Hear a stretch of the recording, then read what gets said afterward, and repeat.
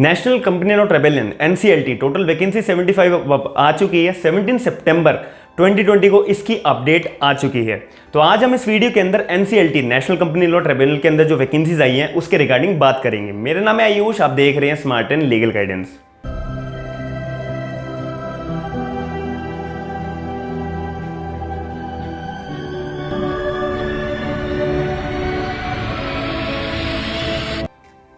सबसे पहली बात, एनसीएलटी के अंदर टोटल 75 वैकेंसीज हैं। अब 75 वैकेंसी सिर्फ एक पोस्ट के लिए नहीं है, बहुत सारी पोस्ट है जिसको अलग अलग कैटेगरी के अंदर क्लासिफिकेशन किया गया है। अब क्या क्लासिफिकेशन है उसको हम बात करते हैं। इससे पहले मैं आपको क्लियर कर दूं कि ये जो वैकेंसीज है एनसीएलटी की, ये सिर्फ उन्हीं लोगों के लिए है जिनके पास करंट बेसिस पे या तो सेंट्रल गवर्नमेंट या स्टेट गवर्नमेंट के अंदर कोई भी पोस्ट है, उनके पास लॉ की डिग्री है, या फिर और उनके साथ में उनकी मैक्सिमम एज लिमिट जो है 56 ईयर्स तक या उससे कम होनी चाहिए। वही लोग कैपेबल होंगे इस फॉर्म को भरने के लिए, इस वैकेंसीज को पाने के लिए। आपके पास गवर्नमेंट की पोस्ट होनी चाहिए, सेंट्रल या स्टेट गवर्नमेंट के अंदर, और लॉ की डिग्री होनी चाहिए।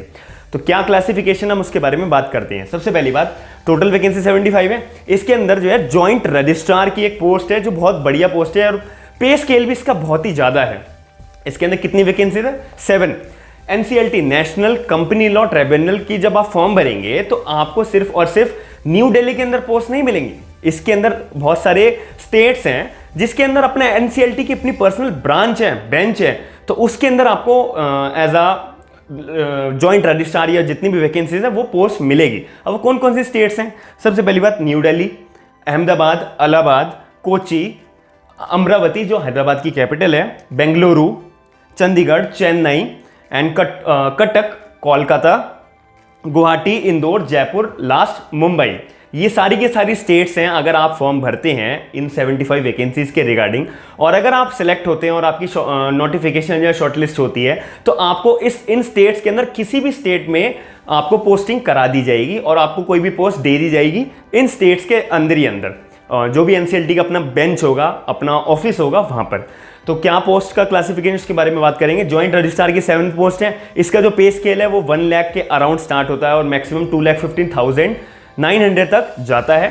और टोटल 7 वैकेंसीज है। इसकी भी एलिजिबिलिटी सेम है कि आपके पास सेंट्रल या स्टेट गवर्नमेंट के अंदर पोस्ट होनी चाहिए और मैक्सिमम एज लिमिट जो 56 ईयर्स है और लॉ की डिग्री होती है। ये जो वैकेंसीज आ रखी है ये डेप्यूटेशन बेसिस पे आ रखी है। और सेकंड इसके अंदर आता है डेप्यूटी रजिस्ट्रार। इसके अंदर कितनी पोस्ट हमारे को दे रखी है? 11। इसकी भी सेम एलिजिबिलिटी है कि सेंट्रल या स्टेट गवर्नमेंट के पास आपके पास पोस्ट होनी चाहिए और लॉ की डिग्री होनी चाहिए और आपकी मैक्सिमम एज लिमिट जो है 56 ईयर्स है। एक्सपीरियंस जो है मैं उसको एंड में आपको वीडियो के अंदर कंक्लूड करके बता दूंगा। अब इसके अंदर जो हमारी थर्ड पोस्ट आती है असिस्टेंट रजिस्ट्रार के तौर पे। इसके अंदर कितनी पोस्ट है? 12 पोस्ट है। इसकी भी सेम एलिजिबिलिटी है कि सेंट्रल या स्टेट गवर्नमेंट के अंदर आपके पास पोस्ट करंट बेसिस पे होनी चाहिए और दूसरी बात आपके पास लॉ की डिग्री होनी चाहिए। तीसरी, मैक्सिमम एज लिमिट जो है आपकी 56 ईयर्स तक हो या उससे कम होनी चाहिए। और कोर्ट ऑफिसर जो है, इसकी भी एक पोस्ट है कि अगर आपको कोर्ट ऑफिसर के तौर पे अपने आप को सर्विसेज देनी है तो इसके अंदर टोटल 21 पोस्ट है। इसकी भी सेम एलिजिबिलिटी है कि सेंट्रल या स्टेट गवर्नमेंट के अंदर आपके पास करंट बेसिस पे पोस्ट होनी चाहिए, लॉ की डिग्री होनी चाहिए और मैक्सिमम एज लिमिट जो है इन सारी पोस्ट की 56 ईयर्स है। और फाइनल जो 5th पोस्ट है सीनियर लीगल असिस्टेंट के तौर पे। इसके अंदर जो है टोटल पोस्ट है 24, जो सबसे ज़्यादा पोस्ट है इन सारी पोस्ट के अगर हम कंपेयर करें। तो इसके अंदर भी आपकी सेम एलिजिबिलिटी है कि सेंट्रल या स्टेट गवर्नमेंट के अंदर आपके पास करंट बेसिस पे पोस्ट होनी चाहिए कोई भी, और दूसरी आपके पास लॉ की डिग्री होनी चाहिए जब आप एलिजिबल होंगे NCLT national company law tribunal का फॉर्म भरने के लिए।